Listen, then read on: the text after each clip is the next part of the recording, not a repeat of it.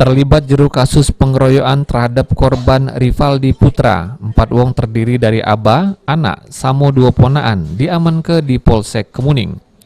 Kejadian tersebut bermula dari korban yang nagih duit arisan samo salah siko tersangko.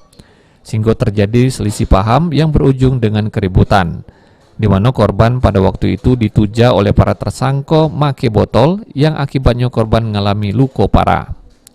Adalah pada saat keluarga daripada korban ini akan meminta uang arisan, sehingga terjadi kesalahpahaman dari keluarga tersangka mengeroyoklah daripada korban, sehingga korban mengalami luka di bagian kepala, kemudian punggung akibat daripada botol yang dipecahkan, digoreskan ke punggung daripada korban. Salah siko tersangko yaitu BD mengaku kalau dia melok ngeroyok korban karena membela anaknya yang ditagih duit arisan oleh korban sebesar Rp30.000, sehingga sempat diancam oleh korban sama keluarganya. Masih berutang, aku utang arisan apa itu. Oh, gara-gara utang arisan, Pak ya?